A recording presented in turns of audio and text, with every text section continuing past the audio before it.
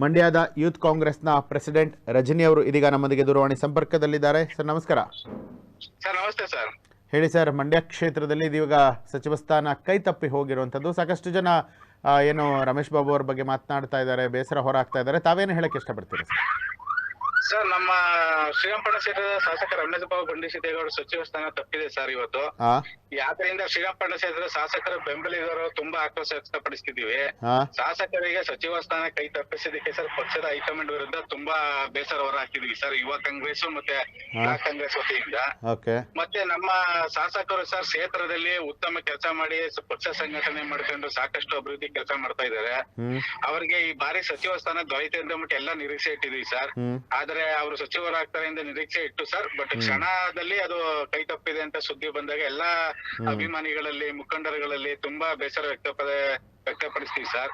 ಮತ್ತೆ 40 ವರ್ಷ ಇತಿಹಾಸ ಇದೆ ಸರ್ ಅವ್ರ ಕುಟುಂಬದಲ್ಲಿ, ರಾಜಕೀಯ ಇದ್ರಲ್ಲಿ ಅವರು ಪದೇ ಪದೇ ಅವ್ರ ಕುಟುಂಬಕ್ಕೆ ಅನ್ಯಾಯ ಆಗ್ತಿದೆ ಸರ್. ಈ ಬಾರಿ ಮಾತ್ರ ಆಗ್ಬೇಕು ಸರ್ ಸಚಿವ ಸ್ಥಾನ, ಎಲ್ಲಾರ್ಗು ಆಸೆ ಇತ್ತು ಸರ್.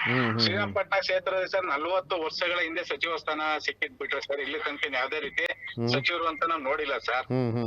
ಹಂಗಾಗಿ ಸರ್ ಈ ಅನ್ಯಾಯಕ್ಕೆ ನಮ್ಮ ವಿರೋಧ ಇದೆ ಸರ್. ಪಕ್ಷದ ಹೈಕಮಾಂಡ್ ವಿರುದ್ಧನೂ ನಮ್ಗೆ ಅಸಮಾಧಾನ ಇದೆ. ಮತ್ತೆ ಮನವಿ ಮಾಡ್ತೀವಿ ಸರ್, ನಾವು ಈ ಬಗೆಯಾಗಿ ಕ್ಷೇತ್ರದಿಂದ ಬೆಂಬಲಿಗರು ಮತ್ತೆ ಮುಖಂಡರ ಜೊತೆ ಸರ್ ಮೀಟಿಂಗ್ ಮಾಡಿ ನಿಯೋಗ ಮಾಡ್ಕೊಂಡು ಒಂದು ತೆರಳದಂತ ಪ್ಲಾನ್ ನಡೀತಿದೆ ಸರ್.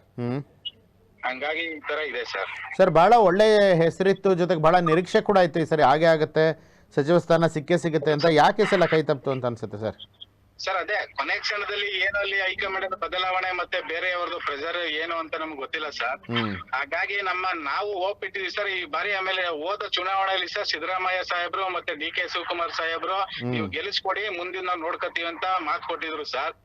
ಆ ಮಾತ್ ಪ್ರಕಾರ ನಡ್ಕತ್ತಾರೆ ಈ ಬಾರಿ ಅಂತ ನಾವೆಲ್ಲ ನಮ್ ಕ್ಷೇತ್ರದ ಜನತೆ ಸರ್ ನಾವು ಅನ್ಕೊಂಡಿದ್ವಿ. ಬಟ್ ಅದು ನಿರಾಸೆ ಮೂಡಿದೆ ಸರ್ ನಮ್ಗೆ. ಅಲ್ಲಿ ಶಾಸಕರು ಏನಾದ್ರು ಮಾತಾಡಿದ್ರ ನಿಮ್ಗಳ ಹತ್ರ, ಕಾರ್ಯಕರ್ತರ ಜೊತೆನಲ್ಲಿ ಅಥವಾ ಸ್ಥಳೀಯ ಜನತೆಗೆ ಪರವಾಗಿ ಏನಾದ್ರು ಮಾತಾಡಿದ್ರ ಸರ್? ಅಲ್ಲಿ ಶಾಸಕರು ಏನಾದ್ರೂ ಇದ್ರ ಬಗ್ಗೆ ಪ್ರತಿಕ್ರಿಯೆ ಕೊಟ್ಟಿದ್ದಾರೆ ಸರ್ ಅಲ್ಲಿ ಈಗ ಸ್ಥಳೀಯವಾಗಿ?